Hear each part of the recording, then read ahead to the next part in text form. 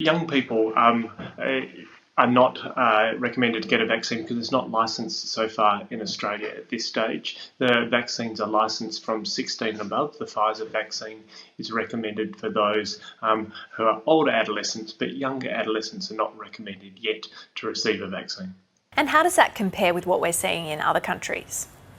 Well, in the recent weeks, other countries have started to license vaccines for adolescents. So the US has started to license vaccines for those 12 to 15, and Canada has as well. And the European regulator is reviewing these data at the moment.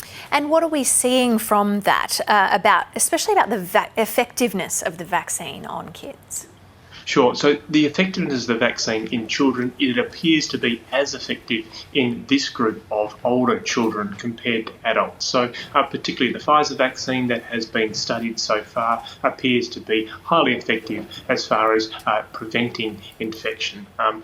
Other vaccines are being studied in this age group, such as the Moderna vaccines and some of the other vaccines, but we haven't seen these data yet. I even understand that the Pfizer vaccine and the Moderna vaccine being trialled in children as young as 6 months. Is that right, in some areas? That's correct. Trials are ongoing to try and work out what is the right dose and how safe and effective these vaccines are in children as young as 6 months. How at risk are children if they contract COVID-19?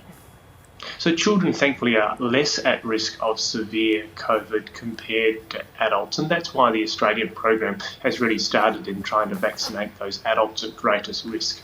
That's not to say children are immune from severe COVID. We do see severe COVID in children much less rarely.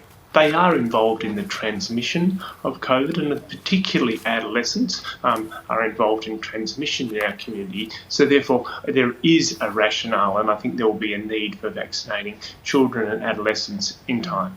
Yeah, so it's not so much about doing it for the sake of themselves, but more so for the sake of others. I think it's a rationale for both at this stage, but importantly, transmission is an important component of that. What do you think we're likely to see in Australia in the coming months or years when it comes to vaccinating children and even young children? Because I understand with the flu vaccine, it is recommended for babies 6 months and up. Is that where we're headed with the COVID vaccine? So you're right, an influenza vaccine is recommended for everyone over the age of 6 months, and that's because children are particularly at risk of flu.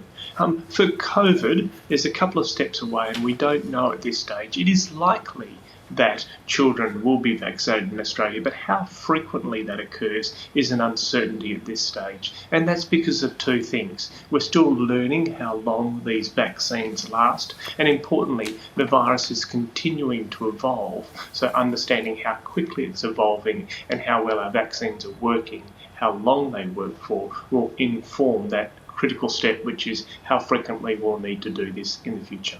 And are you confident with the systems that are in place to ensure that is safe for our young people?